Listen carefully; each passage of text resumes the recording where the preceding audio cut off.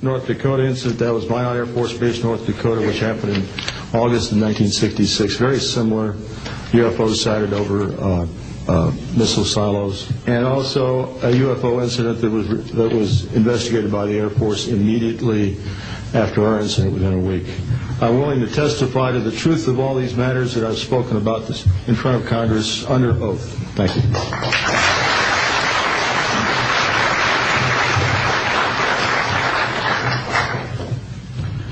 Good morning. My name is Dwayne Arneson. I served 26 years as a communication electronics officer in the U.S. Air Force, all over the world, including Vietnam. I was lucky to be selected to be commander of 3 different units in the Air Force. I held the top secret SCI TK clearance, and for those who know, it is slightly above top secret. I retired in 1986 as a colonel at Wright-Patterson Air Force Base in Ohio. I would like to relate about 3 different experiences, if you will, that relate to UFOs.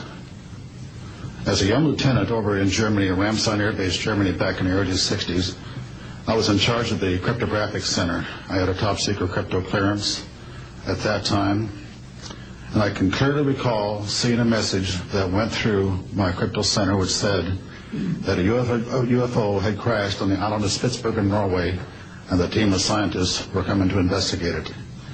Going forward to the 1967 time frame, I was assigned to the 28th Air Division at Great Falls, Montana, and I was the officer in charge of the communications center there.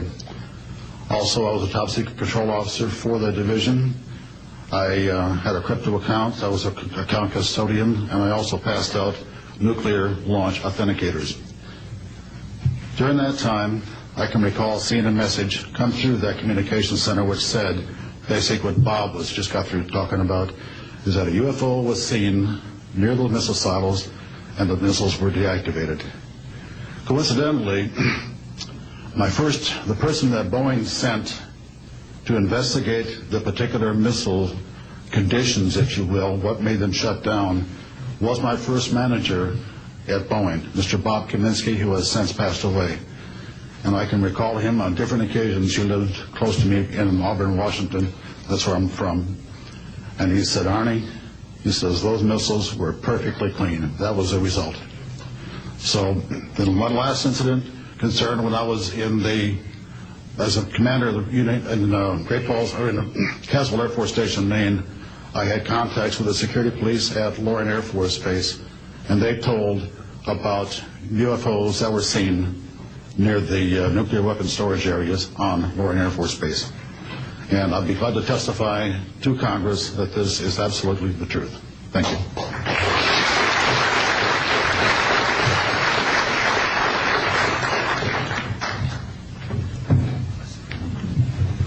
Good morning. My name is Harlan Bentley. During 1957 and 1959, I was a PFC in the United States Army, stationed north of Washington, D.C. on an IP-Ajax missile base close to Olney, Maryland.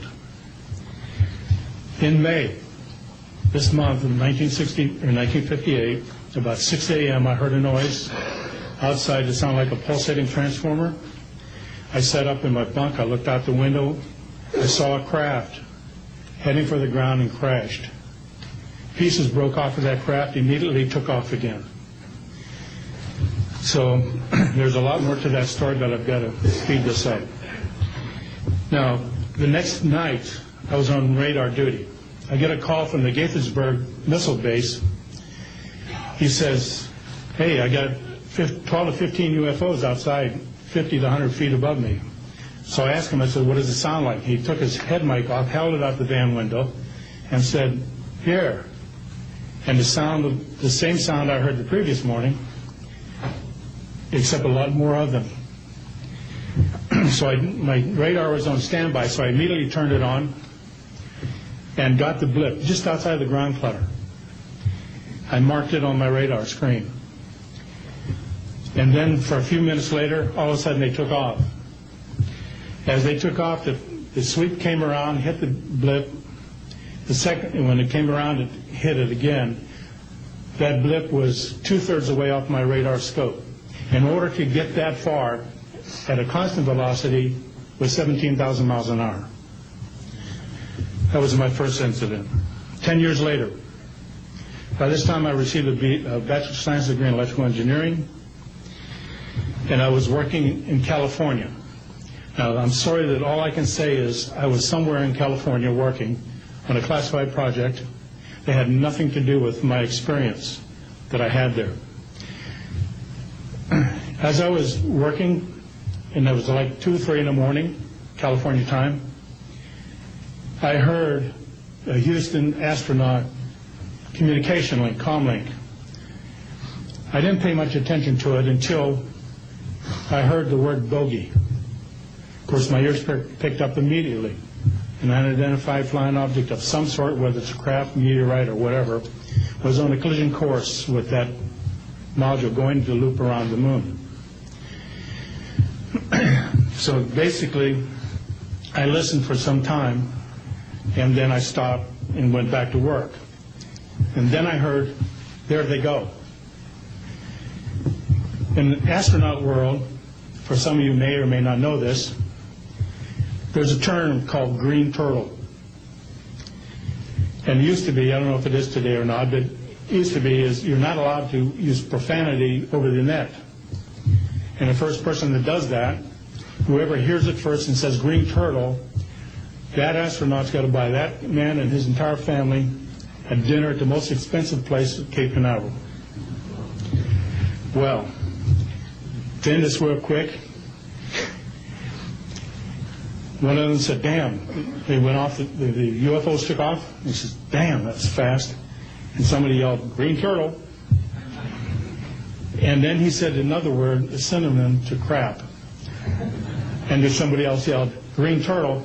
And you could see him grit his teeth, because now he had to buy 2 expensive meals. And my particular experience, I will testify before Congress if necessary, and explain exactly what happened. Thank you.